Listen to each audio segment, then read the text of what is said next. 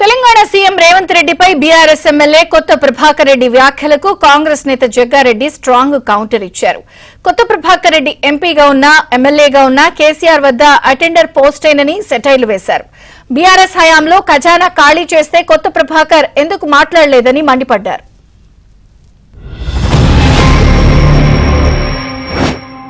ముఖ్యమంత్రి గారు మరి ఈ ప్రభుత్వం గతంలో ఎలక్షన్ ఇచ్చిన అట్టర్లీ ఫ్లాప్, ఏది చూసినా అట్టర్లీ ఫ్లాప్. ఏంటది రాజీవ్ యువ వికాస్, ఇది కూడా బర్బాద్ అయిపోయింది. దీన్ని కూడా ప్రజలు నమ్మేటట్లేరు. ఎందుకో మరి కొత్త డ్రామా చేసి నేను కొత్త ఉద్యోగాలు ఇస్తా, 50 లక్షలు, 1,00,000, 2 లక్షలు, 3 లక్షలు, 4 లక్షలు, 50% సబ్సిడీ ఇస్తా, 100% సబ్సిడీ ఇస్తా.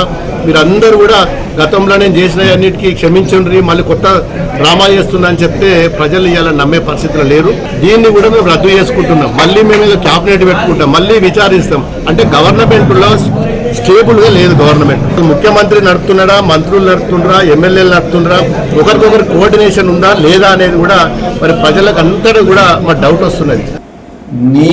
నీ పార్టీలో అంటే నీ ఇంట్లోనే నీకు నిలవలేదు. కేసీఆర్ దగ్గర పోయి చేతులు కట్టుకొని నువ్వు నిలబడతావు. నీ లైఫ్ ఏసి ఉంటుందంటే కేసీఆర్ కూర్చోమంటే కూర్చోవాలి, నిలబడమంటే నిలబడాలి.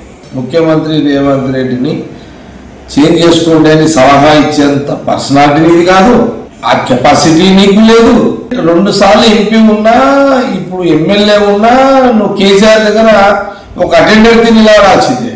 10 సంవత్సరాలు నువ్వు ఎంపీకి ఉన్నావు, బీఆర్ఎస్ ఎంపీకి ఉన్నావు, ముఖ్యమంత్రిగా కేసీఆర్ ఉండే.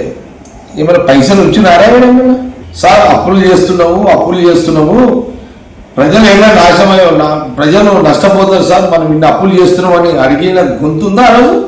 ఆ రోజు లేవని గొంతు ఈరోజు లేస్తుంది.